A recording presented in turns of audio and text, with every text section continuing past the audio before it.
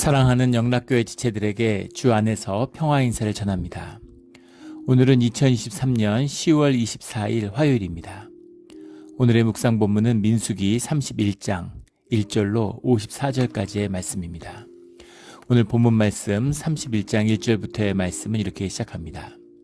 여호와께서 모세에게 말씀하여 이르시되 이스라엘 자손의 원수를 미디안에게 갚으라. 그 후에 내가 내 조상에게로 돌아가리라. 내가 내 조상에게로 돌아간다라는 말은 영존, 우리 육신의 죽음 이후에 영생을 의미하는 거죠. 내가 내 조상에게 돌아가리라 라고 하는 것은 이제 모세에게 최후의 임무가 요단강을 건너지 못하는 그런 모세에게 마지막으로 주어진 임무다라는 겁니다. 최후의 임무인데 그 임무가 뭐냐면 이스라엘 자손의 원수를 미디안에게 갚으라라는 이 말씀이죠. 미디안의 죄는 무엇인가? 이제 뒤에 나오지만 발람의 죄와 묶여 있다는 겁니다. 원수를 갚다라는 말이 이제 좀 원수를 갚다라는 말이 네콤 니크마트라는 말인데 네콤 니크마트다 원형이 같은 네캄이라는 말이에요. 네캄이란 말이 이제 vengeance 영어로 하면 복수하다라는 겁니다. 근데 이 말이 이상한 것은 레위기 19장 18절에 원수를 갚지 말라라는 그런 계명의 말씀이 있죠. 그런데 여기서 원수를 갚는다는 건 다른 의미죠. 주님의 대적을 갚아라. 주님의 원수에 대해서 갚아야 된다. 주님의 영광을 위한 피조물이니까 주님의 명령에 순종해야 되는 주님의 자녀들이니까 이 명령을 받은 것은 지키는 것은 당연한 것입니다. 그리고 사사로이 복수를 하지 말라는 거죠. 개인적인 원한, 그 원한이 원한을 낳고 원한이 원한을 낳는 카르마에 묶이는 거잖아요. 그런 짓을 하지 마. 이제 그런 것이죠. 너희가 원한을 갚을 수가 없어. 사실은 그런 뜻이죠. 너희가 복수한다고 원한이 풀어지니? 그런 게 아니야. 이런 의미죠. 그런데 여기서 주님이 이스라엘 자손의 원수를 주님의 이름으로 갚아라 라고 하는 것은 그 정당한 이유가 주님 안에 있다라는 겁니다. 원수를 갚아야 되는 것이죠. 4절에 이스라엘 모든 지파에서 각 지파에서 1000명씩을 전쟁에 보낼지니라. 5절에 각 지파에 1000명씩을 이스라엘 100만 명 중에서 12,000명을 택하여 무장을 시킨지라. 12,000명, 지파별로 1000명, 지파별로 전쟁에 참여한다고 하는 것은 의무인 동시에 권리죠. 그리고 모든 지파가 참여해야지 이스라엘이 이것을 갚는, 왜 이 원수를 갚아야 되는가? 이 원수에 묶여 있는 것인데 이것이 어떻게 갚아줘야 되는가? 이 뜻이 들어있는 겁니다. 정확히 얘기하면 바알부올의 사건, 고스비의 사건, 거기에 묶여 있잖아요. 우상숭배의 사건에 그것으로 연병이 돌고 많은 그 대가를 치렀죠. 그런데 거기서 완전히 풀어지는 그 일이 오늘 이루어지는 일입니다. 그리고 이 바알부올에 그 연루된 바로 지금 부올의 아들 발람이 미디안의 왕들과 함께 있죠. 미디안의 왕들은 뭘 잘못했길래 이렇게 진멸을 받아야 했을까? 물론 바알부올 사건에 연루된 것도 있지만 동시에 발람의 와 같이 엮여 있는 이것이 이들의 이제 저주의 이유가 된다라는 걸 볼 수 있습니다. 이것을 온 이스라엘 지파가 모두 풀어야 되는 그런 굴레이기 때문에 이들이 모두 각 지파에서 나와서 이제 이것을 이제 원수를 갚아야 되는 거죠. 근데 그 굉장한 전쟁은 아니었어요. 눈으로 보면. 왜냐하면 1000명씩 나왔으니까 12,000명이면 사실 고대의 전쟁에서 사람들을 굉장히 많이 동원하는데 그런데 그렇게 절체절명의 싸움은 아닌데 이 전쟁의 내용을 보면 눈으로 보기에는 현상적으로 보기에는 별 사건이 아닌 것처럼 보이지만 사실 영적인 눈으로 보면 가장 중요한 전쟁이었다는 겁니다. 사실 이 시기에 요단강 동편의 지역을 모두 정복해 나가는 과정에 있죠. 그래서 많은 전쟁들이 있었을 겁니다. 기록되지 않은 또 수많은 전쟁들이 있었겠죠. 지역마다. 그런데 그런 전쟁이라는 것은 크게 중요한 것이 아니에요. 그런데 오늘 이 미디안의 5왕 여호수아 13장 21절을 보면 시온의 방백들 미디안 아모리 왕 시온의 지배하에 영향하에 있는 왕들이죠. 이 제후들 같은 겁니다. 항상 그렇죠. 이렇게 어떤 제국이 들어섰다고 해서 그 밑에 왕들이 없어진 게 아니라 왕들이 다 있어요. 근데 그 왕들 무슨 이 바벨론이라는 것도 바벨론 제국으로 있었을 때가 있지만 바벨론 제국이 아닐 때에도 아시리아나 아수르 왕 같은 아수르의 제국이 됐을 때도 바벨론은 또 바벨론 왕국으로 그 밑에 존재합니다. 그래서 바벨론 왕은 왕대로 있는 거예요. 바벨론의 제국의 왕은 아니죠. 그 아수르 왕의 지배하에 있는 거죠. 반대로 바벨론의 제국을 이뤘을 때도 또 아수르의 왕이 그 밑에 있는 그 여러 왕들이 그 밑에 있는 거죠. 그것처럼 미디안의 왕들, 제후의 왕이 돼서 아모리 왕 시온의 영향하에 있었던 여호수아에 나온 시온의 방백들이죠. 근데 그들을 이제 정벌 하러 가는데 겉으로 보기에는 작은 전쟁처럼 보이지만 사실은 굉장히 중요한 전쟁의 의미가 들어있다는 겁니다. 요단강을 건너가는데 이제 싸워야 될 진정한 전쟁. 주님이 여리고성도 무너뜨려 주시는데 그 전쟁이 뭐가 의미가 있겠어요? 뭐가 어렵겠어요? 얼마든지 승리할 수 있겠죠. 그러나 그렇게 이긴다고 해서 전쟁이 이기는 것이 아니라 그 전쟁의 핵심, 전쟁의 본질은 무엇이냐면 우상 숭배로부터 거룩하게 구별되어서 이스라엘 민족을 지킬 수 있을 것인가. 가나안 땅에 살면서 가나안인들을 정복하면서 가나안인들과 살아가면서 과연 영적인 순결을 지켜갈 수 있겠는가. 제사를 지킬 수 있겠는가. 거기에 달려있는 거죠. 거기에 젖어들지 않을 수 있겠는가. 그런 싸움, 그 싸움의 원형적인 모습을 보여주고 있는 거죠. 그 싸움이 본질을 보여주고 있는 겁니다. 이것이 발람을 대적하는 이 싸움인 거죠. 100만 명 중에서 12,000명을 택하여 100만 명이라고 해석을 했는데 아사르 엘레프라는 말입니다. 엘레프라는 말이 thousand이죠. 1000명을 말하는 거고 아사르라는 건 이제 정확히 얘기하면 열이라는 숫자인데 열이라는 숫자도 있고 복수를 의미하는 겁니다. 여러의 천들 이런 뜻이에요. 그래서 이것을 예전에 뭐 1000만 명 뭐 이렇게 해도 개역 한글엔 그랬던 것 같은데 이걸 이제 100만 명이라고 해석을 했는데 이 100만 명이란 단위가 고대에 있을 리가 없죠. 어마어마한 숫자잖아요. 그래서 이제 천이 여러 개 있다 이렇게 해서 많은 사람들, 수많은 사람들 이런 의미로 보면 되겠습니다. 수많은 사람들 중에서 12,000명을 대해 무장시켜서 전쟁에 나가는 거죠.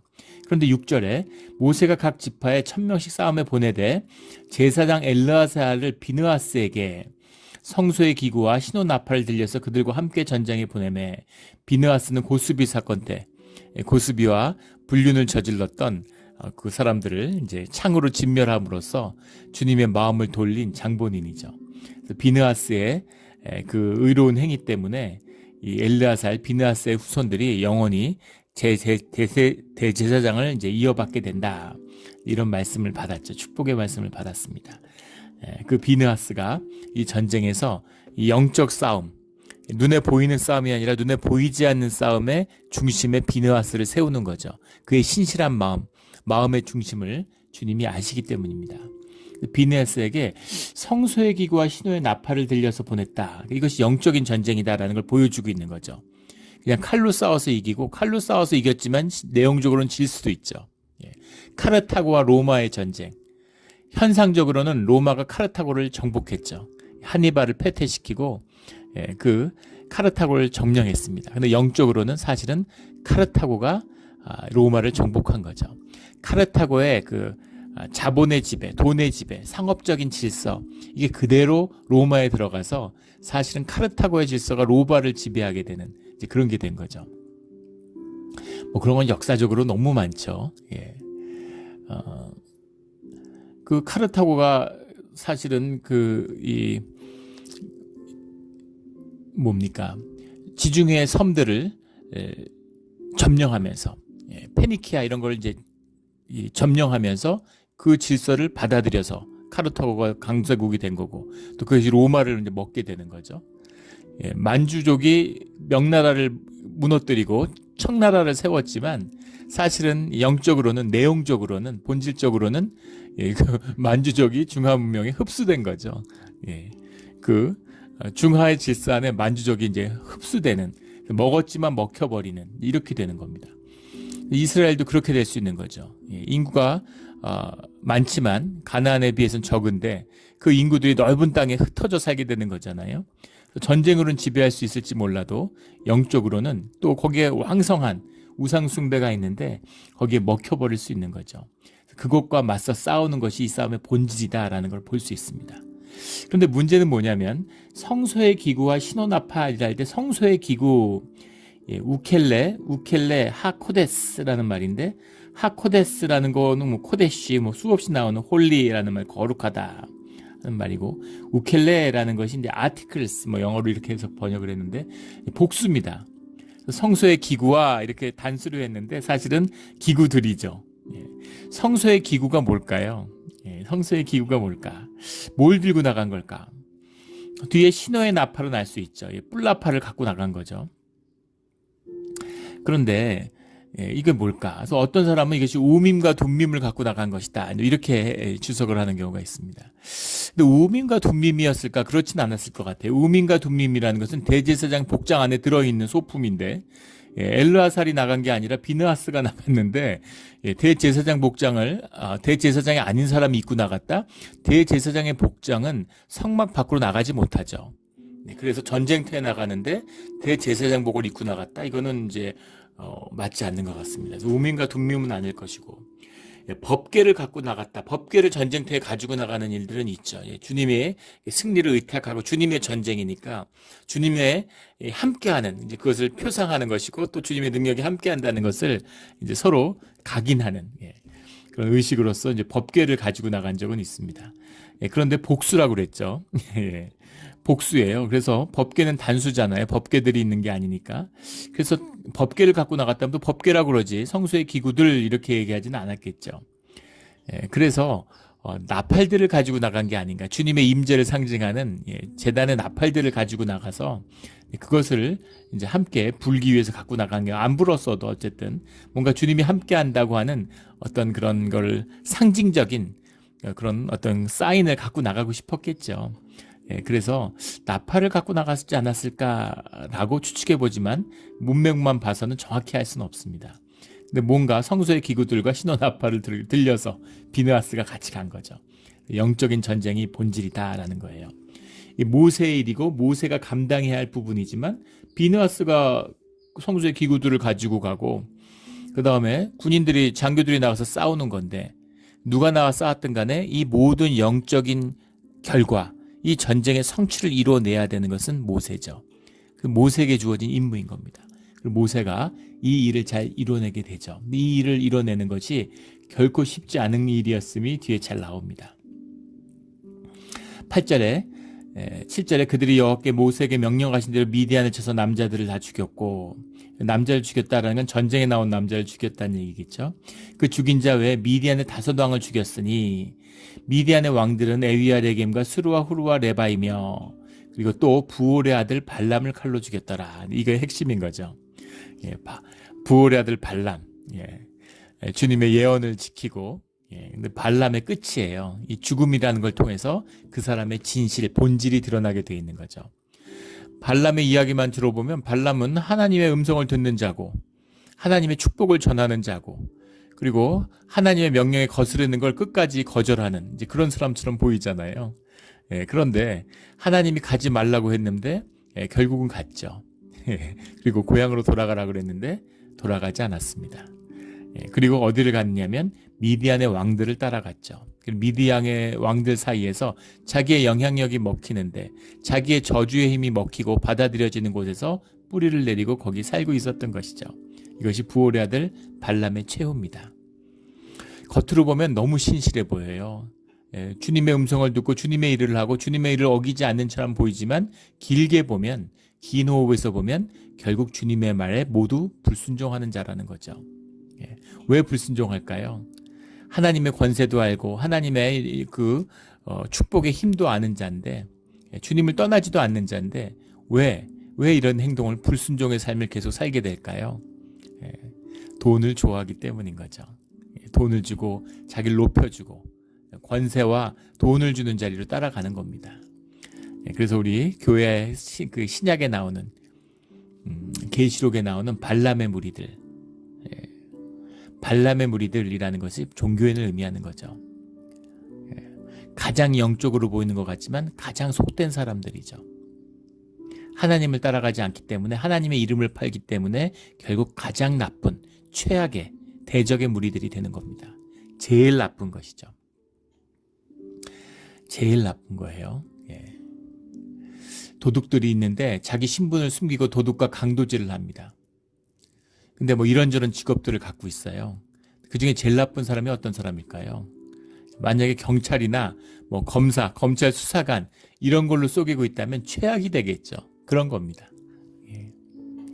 종교 안에 들어와서 교회에 있는데 중직자인데 목회자인데 그런데 바알에 속한 자인 거죠.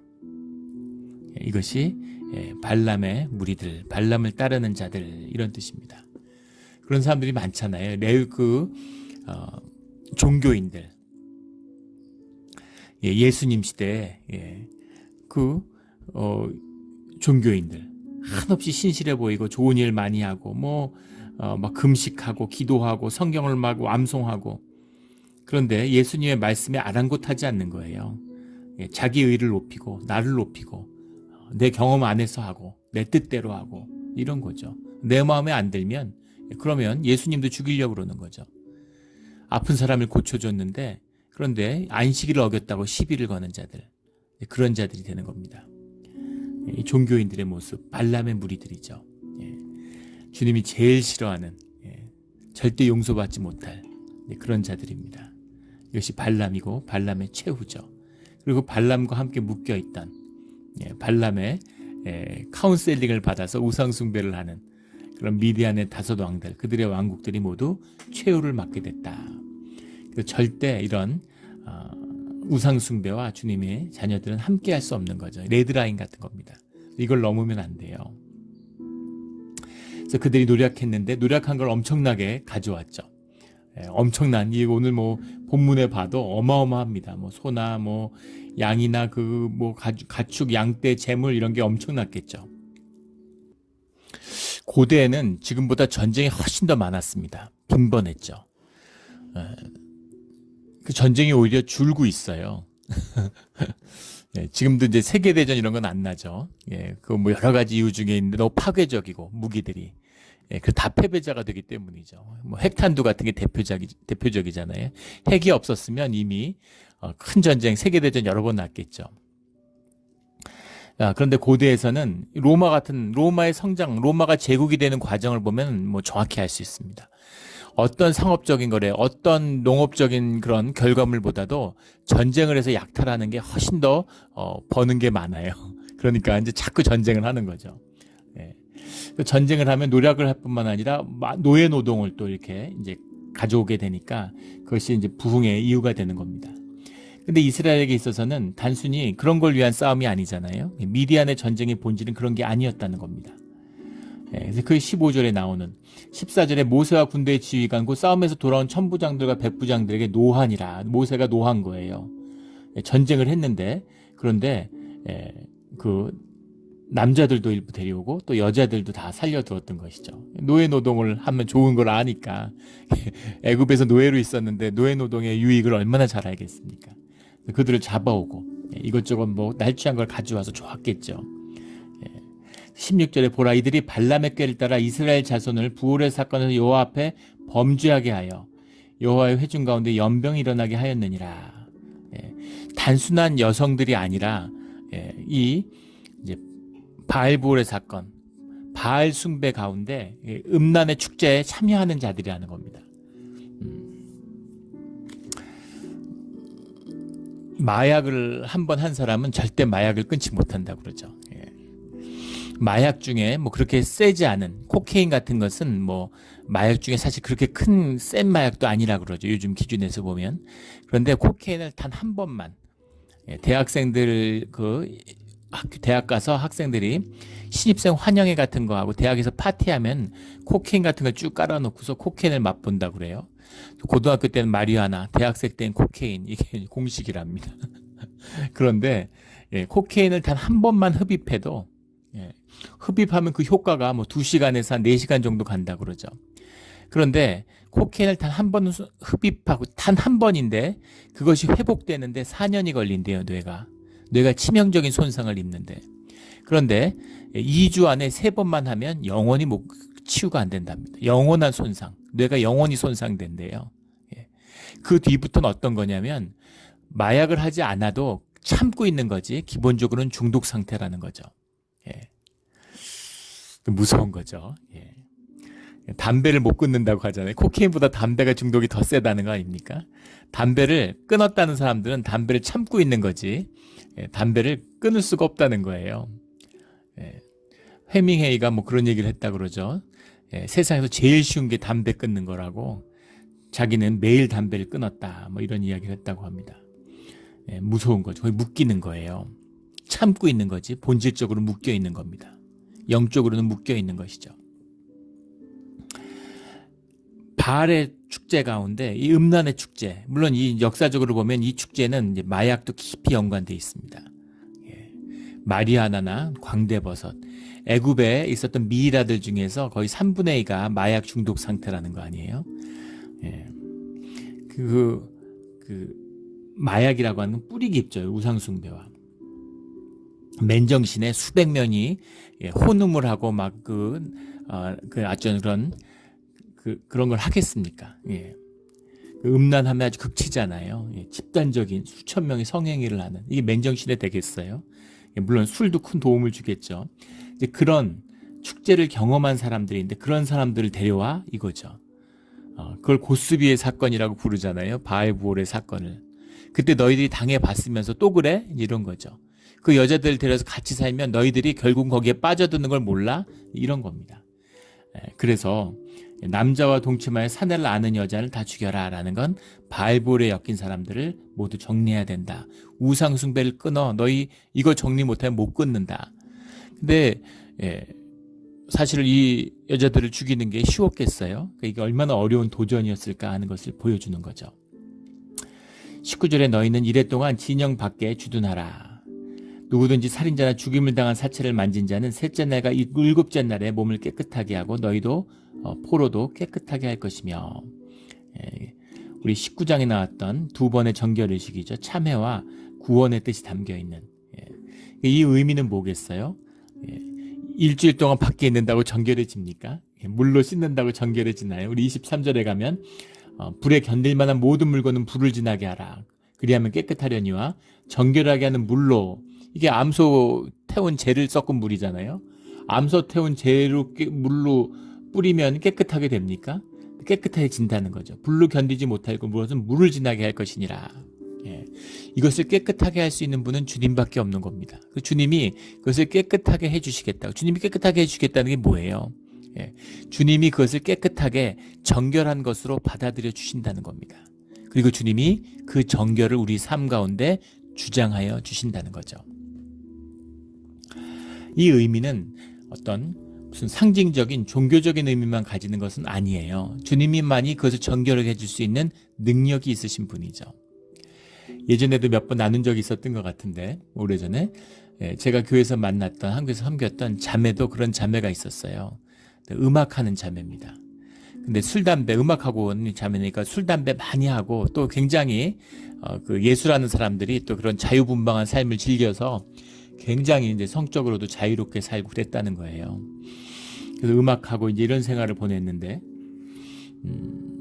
그렇게 이제 지내다가 그 결혼을 했는데 애를 가졌습니다. 서른이 넘어가지고 애를 넘었는데 이제 술, 담배를 못 끊는 거죠. 담배를 못 끊는 겁니다. 담배 피면 안 된다고 그렇게 신신당부를 의사가 하는데도 알죠. 다 알죠. 근데 못 끊는 거죠. 자꾸 피는 거예요. 자꾸 폈는데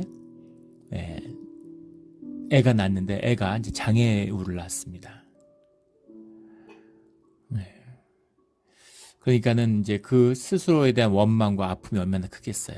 갈등이 점점 심해지고, 장애우를 키운다는 건 뭐 상상을 초월하는 일이죠. 뭐 그거는 뭐 경험해보지 않은 사람은 짐작할 수도 없는. 저도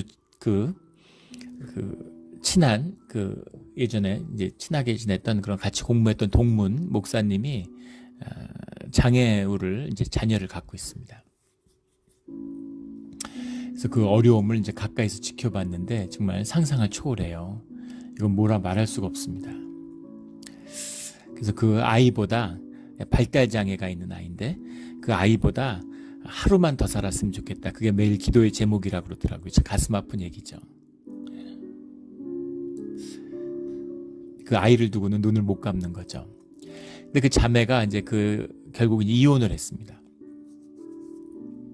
이혼을 하고 그 원망 가운데서 살아가고 있는데, 그런데 이제 그 아픔과 좌절과 상처 가운데에서 이제 주님을 영접하게 된 거죠. 그래서 교회를 나오는데 그 이제 교회에서 그때 화요 뭐 성령 집회 이런 게 있었어요. 그래서 같이 이렇게 막 찬양하고 집회하고 이러는데 거기서 이제 막 그 금식하고 기도하고 막 부르짖어서 기도하는데 막 울부짖고 그 원통함, 그 가슴 아픔, 자신에 대한 원망과 막 죄책감과 이런 걸로 막 억눌려 있었는데 그럼에도 불구하고 술 담배를 못 끊는 거죠. 무서운 거죠. 참을 수는 있죠. 근데 끊을 수가 없는 겁니다. 그런데 막 이렇게 눈물을 막 하면서 하는데 눈물을 막 흘리는데 마치 그 렌즈가 이렇게 빠져나가는 것 같은, 눈이 이렇게 띄어지면서 렌즈가 눈물에 씻겨 나가는 것 같은 그런 느낌이 들었다는 거예요. 그래서 계속 막 감격의 눈물로 기도를 하는데 맹맹맹맹 하는 마치 그 무슨 파리나 벌 소리 같은 게 귀 속에서 맹맹맹맹 하더니 마치 벌이나 파리가 귀에서 나가는 것처럼 그렇게 그게 나가는 것 같은 이제 그런 느낌을 받았다는 거죠. 예. 그 주님께 뭐 아주 신비한 체험이죠. 그렇게 막 울부짖 기도했는데 그 다음에 술 담배를 끊게 됐다는 겁니다. 술 담배를 끊었는데 그 다음부터는 길 가다가 담배 냄새만 맡아도 구역질이 난다는 거예요. 술 냄새에서 찌릉내가 난대요. 그래서 그거를 마시는 건커녕 술 마시는 사람 옆에도 있을 수가 없다는 겁니다. 견딜 수가 없어가지고. 그래서 술 담배를 끊게 됐다라는 겁니다. 그 뒤에 이제 재혼해서 아이를 낳아서 잘 키우고 잘 살아요. 이러이 주님이 하시는 일이죠. 물론 주님이 똑같이 그렇게 하시는 건 아니고 사람마다 다 다른 은혜의 깊이와 인도하심이 있겠죠. 또 물론 뭐 자신의 죄의 굴레 때문에 그렇게 자식을 그런 벌로 주신다 이런 의미는 아닙니다. 그런 걸로 오해하면 안 되겠죠. 그러나 삶에 주어진 그 어떤, 하지만 크게 보면 우리 삶의 모든 재앙은 결국 우리 죄의 결과죠. 열매입니다. 그것을 다루어 주시고 해결해 주실 수 있는 분은 주님밖에 없다는 것입니다. 그래서 주님이 우리를 정결케 해주시는 것으로 정결의 의식을 주신 거예요. 정결의 의식을 우리가 품음으로 우리가 정결하게 되어지는 거죠. 우리가 믿고, 우리의 믿음이죠. 우리의 마음이고 주님 앞에 나왔을 때 우리의 믿음을 주님이 은혜로 받아주시는 겁니다. 그 받아주시는 언약의 표현, 언약의 표시가 바로 이 정결의 예법인 거죠. 우리의 예배와 같은 것입니다. 결혼을 했는데 우리는 이제 한 몸이고 한 마음이고 우리는 하나다. 근데 둘인데 어떻게 하나예요? 둘인데 하나인 거죠. 둘이 하나 될 수 있는 것은 믿음이고 마음이고 또 주님의 은혜입니다. 그래서 우리가 결혼을 해서 결혼 반지를 끼잖아요. 그 반지가 그 금반지든 다이아 반지든 뭐 사파이어 반지든 반지가 반지지 그냥 금속이잖아요. 하지만 거기에 의미를 담고 거기에 언약의 뜻을 담아서 서로가 나누어 끼면 그걸 끼고 있는 동안은 부부가 되는 거죠. 그런 의미다. 정결 예식입니다. 그래서 무슨 뭐 암소가지 태운 재를 뿌린 물로 뿌리면 정결해, 이게 무슨 허무맹랑한 소리냐, 이렇게 우리 눈에는 보이죠. 오늘날에는 뭐 백신을 놓고 뭔가 과학적으로 되는 것처럼 과학적으로 되고 있습니까? 오늘날의 우리의 의식 수준, 우리가 자라난 우리의 삶의 수준, 의식의 수준에 걸맞는 예식을 하고 있는 거죠. 결국 우리의 삶이 온전할 수 있는 이유, 거룩할 수 있는 이유, 그 모든 것은 주님의 은혜입니다. 주님의 은혜로 살아가고 있는 거죠. 그래서 이런 정결의 의식을 줘서 사람들로 하여금 죄와 구별되게 하는, 죄와 구별되고 삶을 경건히 할 수 있는, 특별히 구별되고 가치와 의미를 찾는, 주님의 피조물로서의 나의 참된 가치, 나의 나됨을 발견하는 그런 과정으로 주님이 인도하여 가고 계시는 거죠. 늘 주님 안에서 거룩히 구별되는, the few, the proud, 우리 지난 주일날 나누었던 예화죠. 그런 주님의 신비가 가득한 구별된 자의, 소명의 부름받은 자의 삶으로 가는 우리 모두가 되기를 주의 이름으로 축원합니다. 27절에 이제 전리품의 분배 얘기가 25절부터 나와요. 그 얻은 물건을 반분하여 그 절반은 전쟁에 나갔던 군인들에게 주고 절반은 회중에게 주었고, 대표성이잖아요. 함께 했기 때문에 이게 쉽지 않은 문제겠죠. 이게 굉장히 길게 나와 있어요. 54절까지 나와 있는데 길게 나왔다는 건 중요한 얘기인 것이죠. 전쟁에 나가지 않은 자들도 똑같이 같이 나누라는 거, 똑같이는 아니지만 같이 나누라는 거죠. 우리가 피 흘리고 우리가 죽을 뻔해서 전공을 세워서 왔는데 전리품이 우리 거지. 전쟁도 전혀 하지 않은 사람들, 후방에 있었던 사람들, 농사 짓는 사람들, 이런 사람들하고 똑같이 나누라고? 예. 절반씩 나누라고? 절반씩 나누라는 겁니다. 절반씩 나눠도 전쟁에 나간 건 12,000명이니까 그들이 이제 훨씬 많이 가졌겠죠. 하지만 전쟁에 참여하지 않은 자들도 함께 나누라는 겁니다. 함께, 똑같이가 아니라 함께 나누라는 거죠. 28절에 전쟁에 나갔던 군인들은 사람이나 소나 나귀 양 떼에 500분의 1을 여호와께 드릴지니라. 29절에 여호와의 거제로 제사장 엘리아살에게 주고, 거제로 준다는 게 제사장의 몫이라는 것인데 그 모든 삶, 그 가운데 함께 참여한다. 주님이 받으셨다라고 하는 것의 예표죠. 근데 500분의 1을 주는 이유는 제사장들이 많지 않고 제사장들이 소수인데 그 삶을 나눈다는 것에 초점이 있는 것이지 재물에 초점이 있는 것이 아니기 때문이죠. 우리 제사 지낼 때 먹으라는 게 사람들의 아픔과 상처와 고통을 나누라는 뜻이라는 걸 우리 레위기를 통해서 나누었죠. 무슨 물건 물질, 이것이 이제 현상적으로 재물에 눈이 가면 뭐 제사장이 제일 많이 가져가네, 이렇게 보이는 거죠. 대제사장이 이 드리는 고기를 뭐 얼마나 먹겠어요. 상징적인 표시였겠죠.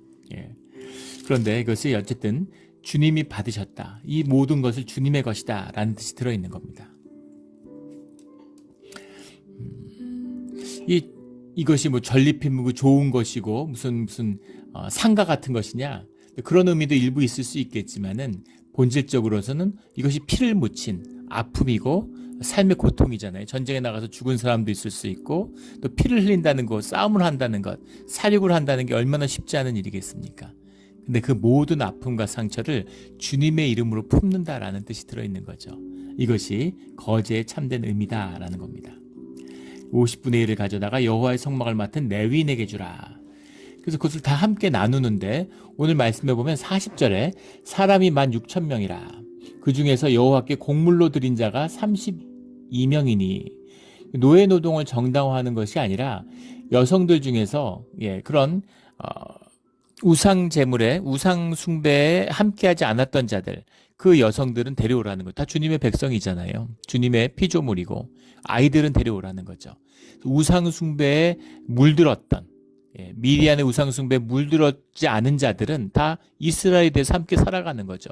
이스라엘 남자들하고 결혼하고 그 자식을 낳고 공동체 가운데서 함께 살아가니까. 그런데 그들을 처음에 잡아왔을 때, 그 포로로 잡아왔을 때, 전리품으로 왔을 때, 그때 여호와께 곡물로 드린 자가 32명이니 라는 이 뜻입니다. 16,000명을 잡아왔는데 모든 걸 나눈다는 의미에서 32명을 여호와께 곡물로 드렸다는 거. 여호와께 곡물로 드렸다는 게 뭔가요? 인신제사는 아니죠. 주님이 제일 싫어하는 겁니다. 그렇게 받은 것은 아닐 것이고. 그렇다면 성전의 노예로 받았을까요? 그런 건 있을 수 없겠죠. 왜냐하면 성전 봉사는 레위인만 하기 때문입니다. 레위 지파가 아닌 이스라엘 사람들도 못해요. 그런데 이 사람들을 도대체 그 곡물로 성전에서 받았다는 게 무슨 의미겠어요? 이 의미는 포로의 가치에 상응하는 거제물로 드려졌다, 이런 말이죠. 그러니까 노예 한 사람에 상응하는 뭐 은 30세겔 뒤에 가면 이제 그런 걸로 정착되는데, 이때는 뭐 은이 그렇게 흔하거나 은으로 결제하기는 어려웠겠죠. 그러니까 거기에 걸맞는, 빵을 구워 왔든지 뭐 염소를 끌고 왔든지 뭘 가지고 왔든지 거기에 걸맞는 것으로, 하지만 그 의미는 그 똑같은 사람들 앞에서 나누어졌다는 그 의미를 예표하는 것이겠죠. 상징하는 그 거제의 곡물로 드려졌다, 그런 의미가 들어있겠습니다. 그리고 48절부터는 군대 지휘관들이 나와서 자신들이 얻은 금패물 같은 걸 갖고 와서 우리의 생명을 위하여 50절에 가면 여호와께 헌금으로 여호와 앞에 속죄하려고 가져왔습니다, 이렇게 나옵니다. 전쟁을 하면서 사람을 죽이고 시체를 만지기만 해도 부정하는 것인데, 사람을 죽인, 피를 흘린 그 모든 죄, 그것을 주님 앞에 속죄하고 다시 정결하기를 원합니다. 이게 참된 뜻이죠. 주님께 돌이키는 방법이에요. 그래서 그 금을 취하여 회막에 들여 여호와 앞에 이스라엘 자손을 기념으로 삼았더라. 이스라엘 자손의 의미, 주님 앞에 기억되는 백성들이 되었다라는 거죠.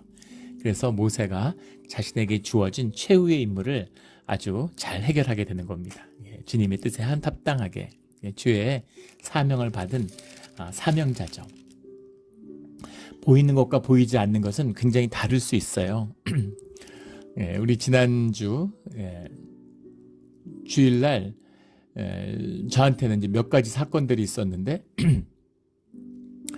하나는 주일날 비가 왔다는 겁니다. 주일날 아침에 비가 올 수는 있는데 제가 오고 단 한 번도 주일날 2부 예배를 기준으로 예배가 끝나면 항상 화창했어요. 예. 그 전에 어떤 날인지 예배 끝나고 나면 화창했습니다. 그래서 그 주님의 은혜처럼 느껴지고 참 얼마나 늘 보면 감사와 감격이 있었는지 몰라요. 예. 그런데 지난주에 처음으로 주일날 예배 끝나고 문을 열었는데 비가 오는 겁니다. 굉장히 놀랐죠. 뭔가 새로운 변화일 수도 있겠지만 비가 온다는 자체가 굉장히 당황스러웠습니다. 좋고 나쁜 의미가 아니에요. 달랐다는 겁니다. 그런데 또 주일 오후가 됐는데 주중에 교회 열쇠 꾸러미가 분실돼 가지고 열쇠 공사를 다시 해야 되는 이제 그 공사를 어제 진행을 해서 이제 열쇠를 바꿨는데 동네에 지나가던 사람이 교회 열쇠 더미를 가져갔다는 거예요. 그것도 이상한 일이죠. 무슨 차를 훔쳐가는 것도 아니고 다른 걸 훔쳐가는 것도 아니고 휴대폰을 훔쳐가는 것도 아니고 교회 열쇠를 뭐하러 가져가겠습니까? 그 열쇠를 가져갔다는 거죠. 그것도 이상한 일이지만 어쨌든 뭔가 이상한 사건이죠. 그리고 저녁에 집에 갔는데 밤에 잠을 자는데 머리가 너무 아픈 거예요. 자다가 잠을 깼습니다. 근데 머리가 두통이 너무 심해가지고 그 진통제를 2알, 타이레놀을 2알 먹고 잤어요. 잠이 들면 정신없이 자기 때문에 중간에 잘 깨지도 않는데 깬 것도 이상한데 머리가 아파서 깼다는 것도 그렇고, 그래 그냥 자려고 하는데 머리가 아파 잠이 안 와서 진통제를 2알 먹은 거죠. 그 사건들이 다 예사롭지 않죠. 세상에 우연은 없습니다. 뭔가 있는 거죠. 얼마나 마음에 두려움이 있겠습니까? 두려운 거죠. 겉으로 보면 아무 문제도 아니고 아무것도 아니지만 가슴에 마음이 벌벌 떨릴 정도로 사실 겁이 나는 거예요.